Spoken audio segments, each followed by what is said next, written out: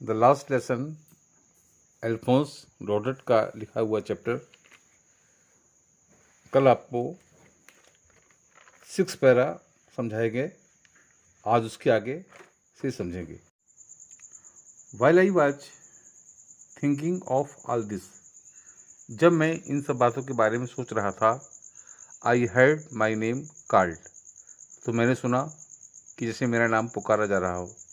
It was my turn to recite, अब बोले कि मेरी बारी थी। What would I not have given to be able to say that dreadful rule for the participle all through, very loud and clear and without one mistake. बिना किसी गलती के उस कठिन नियमों को पूरा और जोर से स्पष्ट सुनाने के समर्थ होने के लिए मैं क्या कुछ करने को तैयार नहीं था। But I got mixed up on the first words and stood there, लेकिन जैसे मैंने पढ़ना शुरू किया तो पहले ही शब्द पर मैं अपनी बात भूल गया जो मुझे कहना चाहिए था। होल्डिंग ऑन माई डेस्क, अपने डेस्क को पकड़े हुए मैं वहाँ खड़ा रहा। माई हार्ट बीटिंग, मेरा हृदय धड़क रहा था। And not daring to look up, और मैंने शिक्षक को देखने का साहस भी नहीं किया। आई हर्ड, मैंने सुना, एम हेमल से टू मी, एम हेमल मुझसे कह रहे हैं, I would not scold you, मैं तुम्हें नहीं डांटूंगा, लिटिल फ्रेंच, छोटे French, you must feel bad enough, तुम्हें बुरा तो लगा होगा। सी, देखो, हाउ इट इज़, ये सब कैसे है। Every day we have said to our self, प्रत्येक दिन हम स्वयं से कहते हैं, वाह, I have plenty of time, हमारे पास पर्याप्त समय है। I will learn it tomorrow, मैं इसे कल याद करूँगा। And now you see where we have come out, और अब तुम जानते हो कि हम कहाँ तक आ गए हैं, अर्थात कितनी अधिक देर हो गई है। अरे, that's the great trouble with Alsace, Alsace के साथ भी यही अधिक कठिनाई होती है। She puts off learning till tomorrow, वह भी याद करने के कार्य को कल के लिए टाल देती है। Now those fellows out there will have the right to say you, और अब इन सब बातों के लिए मैं तुमसे कहता हूँ, how is it you pretend to be French man, तुम कैसे एक फ्रांसीसी होने का बहाना करते हो। And yet you can neither speak nor write, जबकि तुम ना तो उस भाषा को बोल सकते हो न लिख सकते हो। योर ओन लैंग्वेज, क्या तुम्हारी भाषा है। But you are not the worst poor little French, लेकिन फ्रेंच, तुम अकेले नहीं हो जो इतना सबसे खराब प्रदर्शन कर रहे हो। We have all a great deal to report our self with, हम सभी के पास खुद को दोष देने के लिए पर्याप्त कारण है। Your parents were not anxious enough to have you learn, तुम्हारे माता पिता तुमको पढ़ाने के लिए इच्छुक नहीं थे।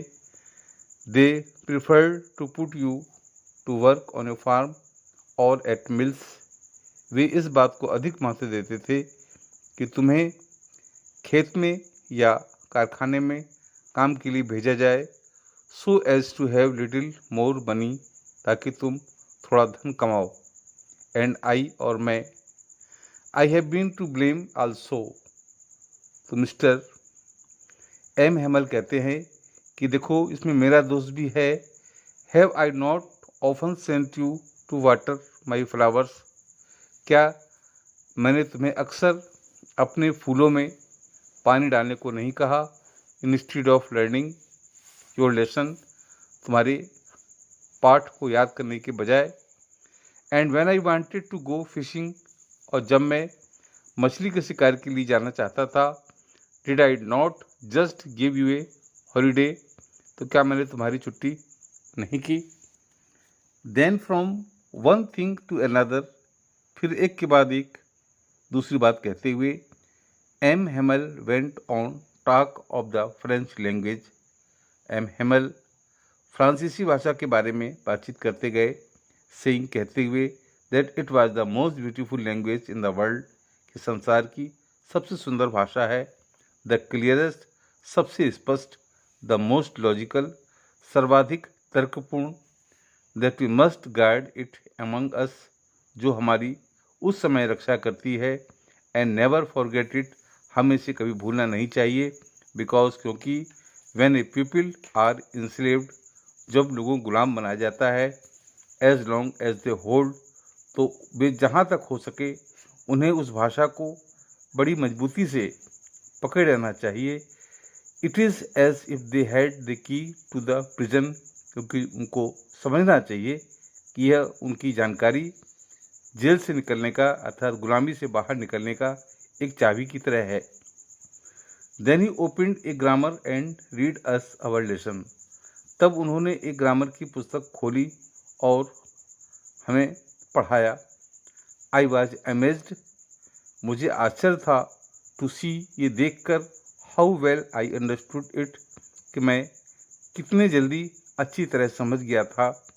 All he said seemed so easy, सब कुछ अत्यंत सरल प्रतीत होता था। सो इजी बहुत सरल। आई थिंक मैं सोचता हूँ that I had never listened so carefully, कि मैंने पहले इतनी सावधानी से पढ़ाई नहीं की। And that he had never explained everything, और ना ही उन्होंने इतने विस्तार से सब कुछ समझाया था। विद सो मच पेशेंस, इतने अधिक धैर्य के साथ। इट सीम्ड, ऐसा लगता था, almost as if the poor man, कि जैसे लगभग जो गरीब व्यक्ति हैं, wanted to give us all he knew before going away, कि जो हमारे हेमल सर थे वो जाने के पहले अपना समस्त ज्ञान या जानकारी हमें देना चाहते थे।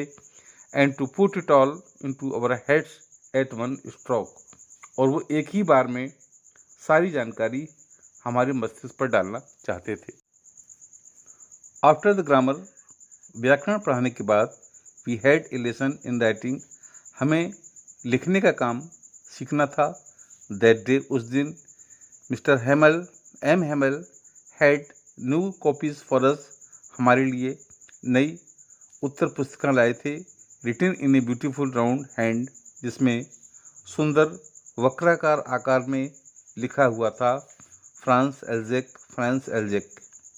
दे लुक्ड लाइक लिटिल फ्लैग्स, वे सारे अक्षर ऐसे दिखाई पड़ते थे जैसे छोटे छोटे झंडे हों, फ्लोटिंग, तैर रहे हों या लहरा रहे हों, एवरीवेयर इन द क्लासरूम, कक्षा में प्रत्येक स्थान पर। Hung from the rod at the top of our desk, ऐसा लगता था जैसे हमारी डेस्क के ऊपर एक छड़ी में उस झंडे को लटका दिया गया हो। यू ऑट टू हैव, तुम्हें जानना चाहिए, seen how every one set to work, कैसे प्रत्येक व्यक्ति अपने काम में लगा हुआ है। And how quiet it was, और कितनी शांति है। The only sound was the scratching of the pens over the paper, और कागज़ पर लिखी गई कलम के अलावा और कोई आवाज़ नहीं आती थी।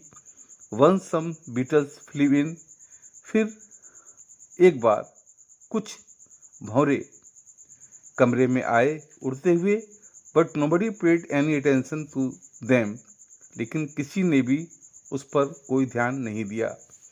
Not even the little ones, यहाँ तक कि जो छोटे छोटे बच्चे भी पढ़ने आए थे, who worked right on tracing the fish rod, जो फिश हुक्स, जो मछली के हुक को ट्रेस करने का सीख रहे थे, ट्रेस करने के बारे में। As if that was French, और वो भी उनकी बनावट या उनकी डिजाइन ऐसी लगती थी जैसे फ्रांसीसी हो। ऑन द रूफ, छत पर, the pigeons cooed very low, जो कबूतर थे वो धीरे धीरे गुटरगू कर रहे थे। And I thought to my self, मैंने मन में सोचा, will they make them sing in German, कि क्या वे इस पक्षी को भी जर्मन भाषा सिखाएंगे, इवन द पिजन्स, कबूतरों को भी। Whenever I looked up from my writing, जब कभी मैंने लिखते हुए ऊपर की ओर देखा, I saw, मैंने देखा, M. Hamel sitting motionless in his chair, कि M. Hamel अपनी कुर्सी पर स्थिर होकर बैठे हुए हैं, engaging first one thing then at another, और हर तरफ एक वस्तु फिर दूसरी वस्तु, हर तरफ देखने का प्रयास करते थे, as if he wanted, जैसे कि वो चाहते हैं, to fix in his mind, कि अपने मन में निश्चित कर लें, जस्ट हाउ एवरीथिंग, हर बात को, हर चीज़ को, looked and that little classroom, जो छोटी कक्षा में दिखाई पड़ता था। फैंसी, कल्पना करें, for 40 years he had been there in the same place, कि वो एक ही स्थान पर लगभग 40 वर्ष तक शिक्षा कार्य किए। With his garden outside the window, खिड़की के बाहर उनका बगीचा था, and his class in front of him, और उनकी कक्षा उनके सामने थी। जस्ट लाइक दैट, ठीक उसी प्रकार, only the desk and benches had been worn smooth, जो डेस्क और बेंच थे वो कुछ स्मूथ यानी चिकने पड़ गए थे। The walnut tree in the garden were taller, जो अखरोट के पेड़ थे बगीचे में वो कुछ बड़े हो गए थे। And the hopvine that he had planted himself, और हॉपवाइन नाम की एक लता या बेल जिसको उन्होंने स्वयं लगाया हुआ था, ट्वाइंड अबाउट द विंडो, वो खिड़की के ऊपर मुड़ती हुई चली गई थी, टू द रूफ, छत की ओर। How it must have broken his heart, उनका हृदय कितना अधिक दुखी हुआ होगा, टू लीव इट ऑल, इन सारी चीज़ों को छोड़ते हुए। पुअर मैन, बेचारे। शिक्षक जी, to hear his sister moving about in the room above, जब उन्होंने अपनी बहन को कमरे में यहाँ से वहाँ चलते हुए सुना होगा, पैकिंग देयर ट्रंक्स, जो संदूक पैक कर रही थी, for they must leave the country next day, क्योंकि अगले ही दिन उन्हें इस शहर को छोड़ना था। But he had the courage to hear every lesson to the very last, लेकिन उनके पास प्रत्येक पाठ को अंतिम तक सुनने का साहस था। आफ्टर द राइटिंग, लेखन कार्य के बाद, we had a lesson in history, हमें इतिहास पढ़नी थी।